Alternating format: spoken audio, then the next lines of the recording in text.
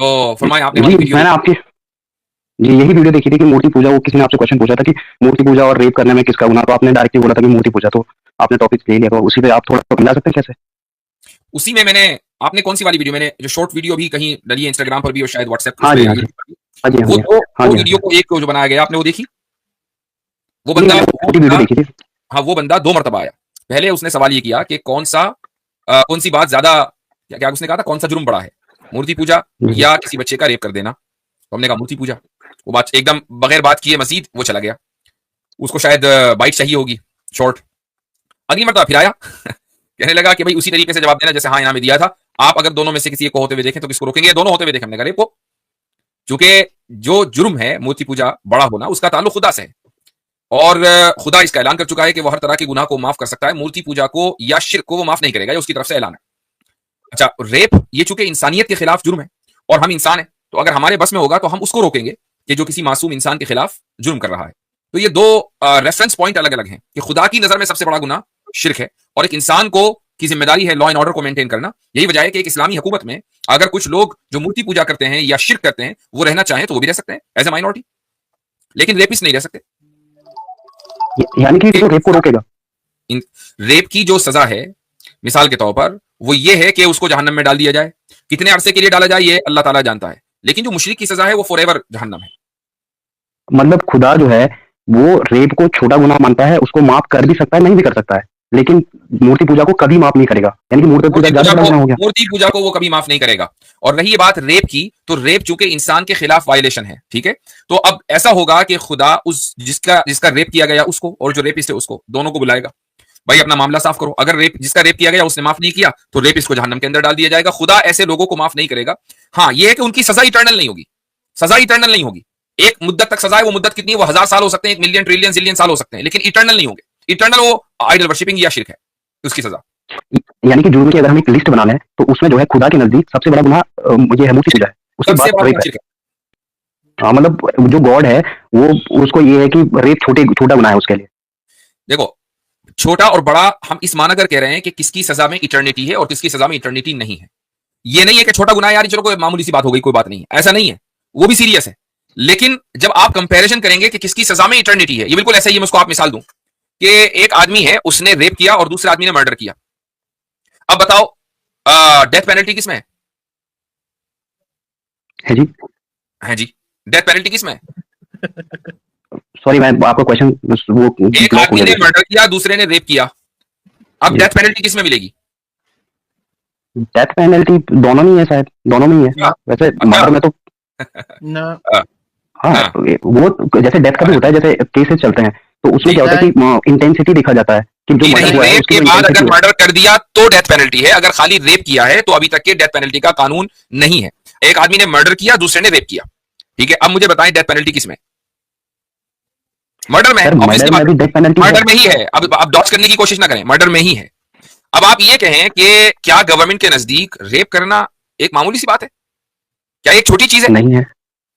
नहीं नहीं है। है, नहीं है, वो भी सीरियस है। लेकिन ये जब आप पनिशमेंट को देखेंगे तो डेथ पेनल्टी मर्डर में होगी, रेप में नहीं होगी। डेथ पेनल्टी मर्डर में होगी, चोरी में नहीं होगी, करप्शन में भी नहीं होगी। जबकि करप्शन और चोरी कोई छोटी चीज नहीं है, बहुत बड़ी चीज है। तो जब आप पनिशमेंट को देखते हैं, खुदा की नजर में पनिशमेंट के एतबार से जो इटर्नल पनिशमेंट है वो शिर्क में है। लेकिन रेप कोई छोटी चीज नहीं है। आप ये कहते हैं अच्छा ये छोटी चीज है, छोटी चीज नहीं है। हाँ, इटर्नल पनिशमेंट नहीं है। जी, यहाँ पे आपने मर्डर और रेप का एग्जांपल दिया, तो दोनों ही जुर्म है, ठीक है, दोनों ही मतलब बहुत ही ज्यादा है। लेकिन मैं ये नहीं समझ पा रहा हूँ कि कोई एक हिमालय पे बैठ के साधु वो पूजा कर रहा है, शिवलिंग उसने रखा है। जैसे मैं तो हिमालय स्टेट से आता हूँ, तो उसमें हिमालय पे बैठे रहते हैं, 12-12 साल बाद दिखते हैं कुंभ में, लेकिन वहाँ बैठ के अपनी चुपचाप मूर्ति पूजा कर रहा है, क्या खा रहा है क्या नहीं खा रहा है। लेकिन एक बंदा है वो रेप कर रहा है, मर्डर कर रहा है, जो भी कर रहा है, तो वो जो जिसको किसी दुनिया से मतलब नहीं है उसका वो गुनाह कैसे हो गया, ये थोड़ा समझाइए आप। जी हाँ, देखिए आप जब ये कहते हैं ना कि उसने किसी का क्या बिगाड़ा, यानी जहन में ये बात रहती है कि एक आदमी अगर मूर्ति पूजा कर रहा है अपनी कुटिया में बैठकर, ठीक है, तो उसने इंसान का क्या बिगाड़ा। तो आपका जो पूरा आर्ग्यूमेंट है वो दरअसल हार्म प्रिंसिपल के ऊपर डिपेंड करता है, और यही मॉडर्निज्म या पोस्ट मॉडर्निज्म का उसूल है। चूंकि आपकी जो प्रोग्रामिंग हुई है स्कूल एजुकेशन की बुनियाद पर, वो इस पर हुई है कि लॉज जो बनेंगे वो हार्म प्रिंसिपल की बुनियाद पर बनने चाहिए, कि अगर आपका रवैया दूसरे के लिए हार्मफुल है तो बुरा है, और अगर हार्मफुल नहीं है तो आप चाहे जो करें, ठीक है। यहां मसला आ जाता है। इसको आप एक दूसरी मिसाल से समझ लें। चलें, अभी आप साधु हटा लें, दो लड़के हैं या दो बहन भाई हैं, उसी कुटिया में जहां साधु बैठा है वो बहन भाई रहते हैं और वो एज ए हस्बैंड और वाइफ जिंदगी गुजारना चाहते हैं। आपको क्या लगता है, आपके एतबार से ये ठीक है? अपनी बहन भाई, आप अपनी बहन के साथ उस तरह जिंदगी गुजार सकते हैं? ये आपको डिस्गस्टिंग नहीं लगता? नहीं, एज अ भाई बहन तो रह सकते हैं। भाई बहन नहीं, as a husband and wife, as husband and wife. दो भाई बहन हस्बैंड वाइफ की तरह रह रहे हैं। हाँ, नहीं, ये तो मैं वो नहीं मानता हूँ कि नहीं, ठीक नहीं है। नहीं मानते ना भाई। आप उस कुटिया में जो हिमालय के की कहीं मतलब माउंट एवरेस्ट के ऊपर ही रखी हुई है, बस वहां पहुंच ही नहीं पाता कोई, वहां पर ये हरकत हो रही है, तो इंसानियत का इसमें क्या नुकसान है?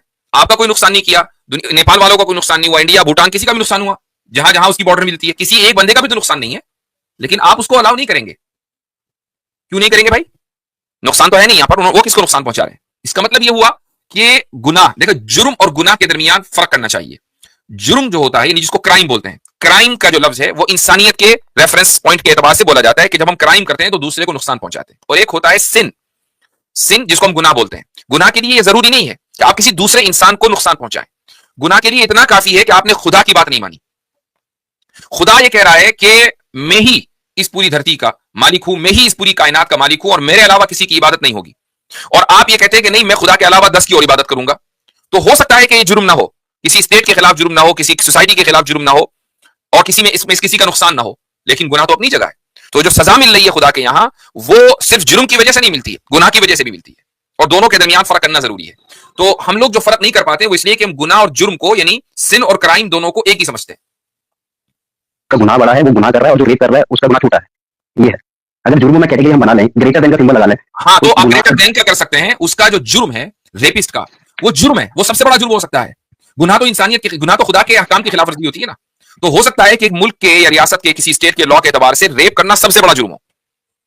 ठीक है, इसीलिए एक इंसान को या गवर्नमेंट को, पुलिस को यह राइट है कि वो इंटरवीन करे और रेपिस्ट को रोके। गुनाह अगर एक आदमी आइडल वर्शिपिंग कर रहा है तो अब पुलिस नहीं रोकेगी, वो उसका खुदा जाने वो जाने। आपने जाना कि खुदा जो है वो रेपिस्ट को माफ कर सकता है, लेकिन मूर्ति पूजा को नहीं कर सकता है। देखो, तो या माफ तो करने खुदा की, के लिए माफ गुनाह करने की की अलग मैं सूरत कैटेगरी बना बताता लें। हूं, माफ करने की मैं सूरत बताता हूं। अभी थोड़ी देर पहले मैंने वजाहत की, रेपिस्ट और जिसका रेप हुआ विक्टिम, दोनों को सामने लाया गया। विक्टिम ने माफ नहीं किया, रेपिस्ट हर हाल में जाएगा, उसको माफ नहीं किया जाएगा, चूंकि ये उसकी खिलाफ वर्जी है। और खुदा ने पहले ही ऐलान किया हुआ है कि विक्टिम के राइट का वायलेशन हुआ तो अब विक्टिम माफ करे तो करे, मैं माफ नहीं करूंगा। यानी खुदा ने इसको अपनी अथॉरिटी से बाहर निकाल दिया, खुद ही ऐलान कर दिया कि यह माफ नहीं होगा अगर विक्टिम ने माफ नहीं करे। लेकिन अगर हाइपोथेटिकली स्पीकिंग विक्टिम ने माफ कर दिया तो खुदा भी माफ करेगा, क्योंकि विक्टिम ने माफ कर दिया। ये इसका ताल्लुक ह्यूमन राइट से, जिसको हम अरबी में हुकूकुल इबाद, उर्दू में हुकूकुल इबाद कहते हैं। रही बात हुकूकुल्लाह की, हुकूकुल्लाह यानी rights of God, rights of God के ताल्लुक से खुदा ने यह उसूल बनाया हुआ है कि हर वायलेशन को मैं माफ कर दूंगा सिवाय आइडल वर्शिपिंग के।